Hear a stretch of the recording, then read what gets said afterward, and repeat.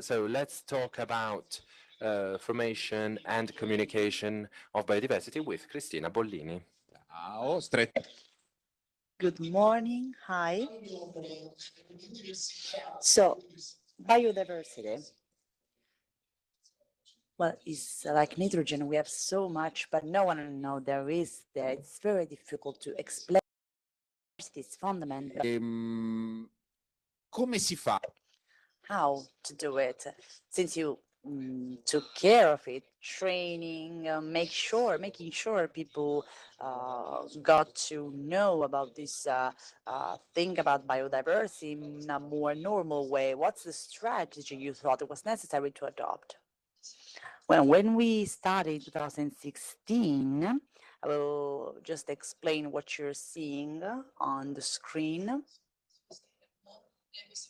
So it's not a presentation, but like a photo album, because it goes through all the steps we took to arrive here. Because we ask ourselves this question. It's not that we have never talked about biodiversity in the last 30 to 50 years. We used to talk about environments. There were movies and graduation and courses talking about it, but we still have to talk about biodiversity. It's still something new. It's still an emergency. So we said, okay, let's see what is not clear about this system. So we had to rethink about it. Before starting with courses, we stopped and said, okay, let's do some training on biodiversity. Yes, but to whom and about what? We cannot just say everything to everyone. We have to focus our attention. So we started with the project partner. Thanks to the facilitation of our external assistance and support, we tried and identified the recipients that in the territory have to deal with the biodiversity. So after this mapping, we understood who needed training. And then we had to understand what to tell them. So we started with a tour of Lombardy in 22 destinations, 122 people between different bodies and private actors. And these actors had something in common.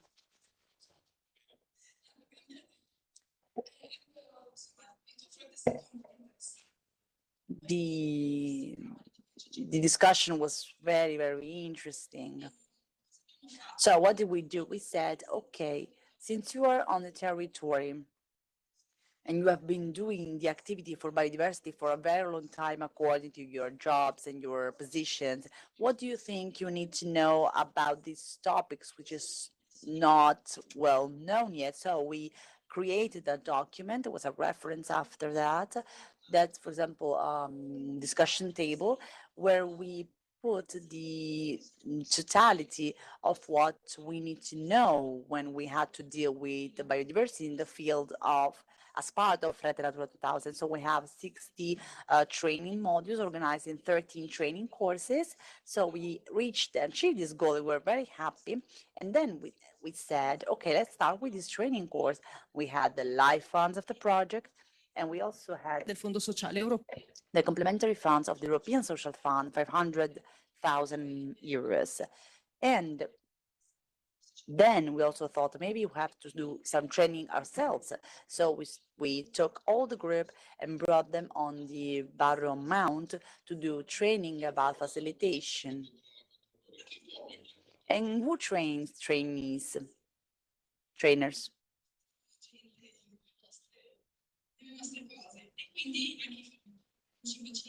So trainers, technical facilitators did their initial training course with all project partners so that they could be aware of who was doing what in the same project so that we could start creating a network. And also because most of these people are technical traders, but are no sociologists. They're not, they do not have training on the aspects of management of conflicts, for example. So these soft skills, which are actually very important. So the training the facilitators on this topic was fundamental. Yes, because for example, when you have to convince a farmer that they have to implement something about biodiversity, they don't want to do it. But yes, maybe at first they have to understand how to make them change their mind. And of course, these are situations that you have to be able to manage. So you took care of making people learn that and learn that yourself. So at that point, you did your training, and then the course started. Unfortunately not, because COVID arrived. So we were very happy with this training. We couldn't wait to begin concrete stuff, examples. We had all of these ideas. Yes, that's what you thought at the end of 2019. But then at the beginning of 2020, COVID arrived. And there was also another way of training. There was the remote training with screens. So there was another difficulty of having to rethink in order to make them effective for a new tool. But I must say that even in this case, after a moment of adjustment, the help of formats who Lombardy region associated with helped us a lot. And they were able to support us and help us in finding the right solutions, because one thing I've seen a lot, we as a region and managing body, the technicians working in these offices have to know about everything. So they have to be sociologists, communicators, experts of nature, and so on. So the fact that have not naturalistic competence and skills for this was a very important added value. And from my experience with them, I learned a lot about how to manage the team of training, and the structure they gave us with the funds was very interesting, because they wanted to know the class group, create the team building. We did that with the foresters in the COVID period, basically. So we had to meet up in an open space with wearing our masks, but at least we were together physically, because we had to see each other. We had to build a group. And then there was a remote training, also following the needs of other groups. So with the managing bodies, we did the project work and so on. With the managing bodies, the interesting thing was that no managing body knows all about it. They just learn things by following the examples of previous technicians, previous experts. There is no course in Rete Natura 2000 that explains you how to manage the site. So the interesting thing is that during this training, many technicians of the managing bodies had a chance to talk to each other and see and exchange opinions. We also tried to test them, we invent examples, and I think that was very interesting. So from the experience I gained, I've seen that we need to do networking within the same Rete Natura 2000. That was very interesting, I think. Then we also trained the foresters, managing bodies, territorial bodies, some municipalities, provinces, and so on, and also lecturers as well. The other important aspect is that as soon as you go outside of the people talking about Rete Natura 2000, the knowledge of Rete Natura 2000 drops.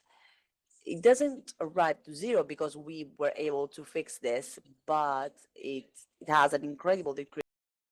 Is a complex topic because the effects are indirect and the effects are mid to long term effects, so they're not urgent and it does not become a priority. We had a strong attendance, of course, and many decided to participate.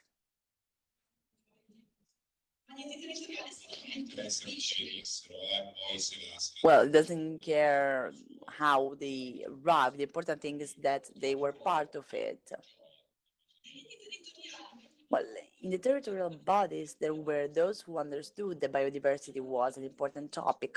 So we had managers and other people, many people, not just one from the office, but many people. And that made us understand that we have to correct language to be able to involve those who do not consider biodiversity a priority. So try and make sure that they can find a place where they can put and where they can really understand how important that is. That other important aspects about training is that since we managed it, we tried and share a language so that when we talk about specific problems and aspects, refer to the same things. We've also did a lot of promotion that prioritized framework, action framework, the PAF, because it was perceived in a confused way. We have structures managing bodies, but not all of them are. And a colleague of one of these sent me a picture of a closet behind the desk with a title, and she took care of many different locations, so probably she would have understood the complexity of Natura 2000 if I don't simplify it for her. So let's try and have a common work method so that we can dialogue and communicate, and those who have more problems have the possibility to be supported by a well-proven method. So the training courses were a mix of experiences, and they still leave as a legacy. We did many things, also in direct touch, but some contents can travel with the remote training. We've recently published a course on the incidents dedicated to everyone who is interested in knowing the procedure in a more concrete way. That, however, does not explain the mechanics of the procedure, but also explains why we do an assessment of incidents, where does it come, where it comes from. There's also is a PAF, which is approved for the team. So it's a work tool for us as managing body. So what's written in there has to interest all of us. And the same goes for the freelancers, which are the other important actors in this network that has to be kept in this project and be updated. Thank you so much. It was perfect. Thank you.